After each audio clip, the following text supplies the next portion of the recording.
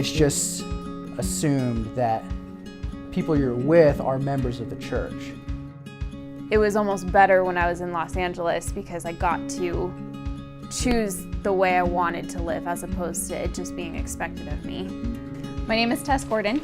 My name is Mark Gordon. I'm a member of the Church of Jesus Christ of Latter-day Saints.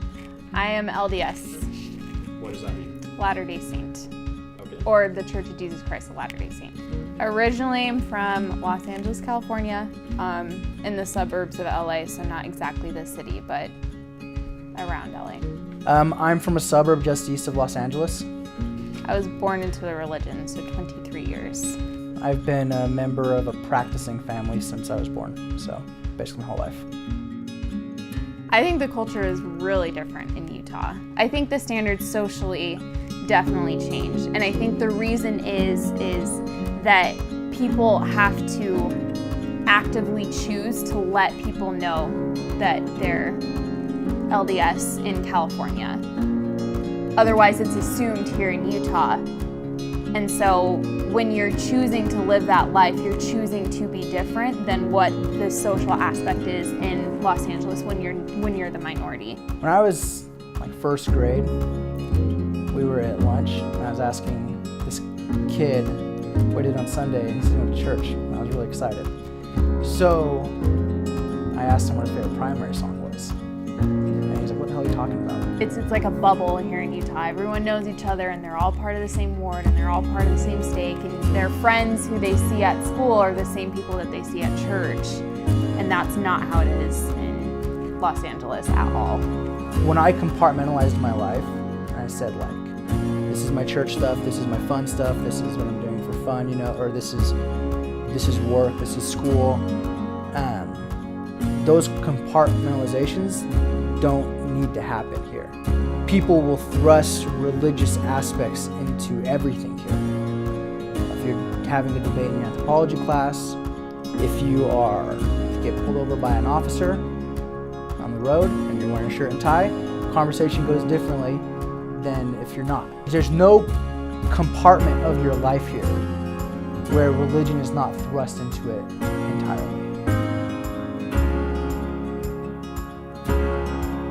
Standards is a hard question. It's a weird word, right? Because I feel like the word standards is implying my behavior based on the doctrines and the assumptions of the church, right? But standards as under the scope of like social pressure, yeah, there's a lot of like the standards you have to meet.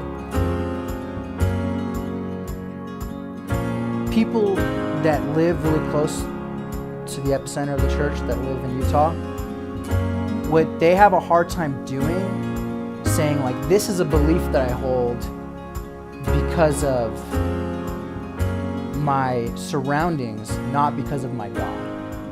And they get really frustrated if they think that you share the same God and they think something they believe in comes from God.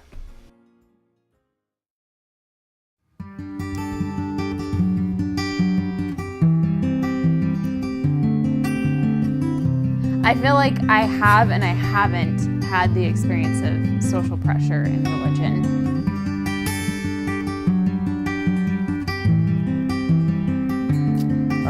In LA, I had the social pressure of once people knew that I was Latter-day Saint, there were certain expectations of me. And so for me to represent a culture or a religious culture that people weren't super familiar with and they only heard the negative stuff, I had the social pressure to make sure that I was actively doing something that I would be proud of, or actively doing something that I feel like reflected my beliefs in a way that I would want them to be reflected.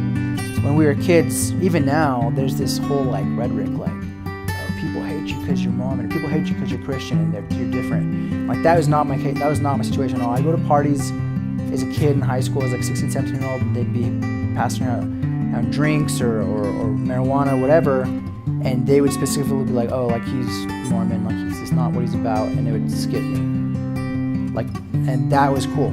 That was really cool that they would do that, like knowing what I chose to do, you know, how I chose to behave.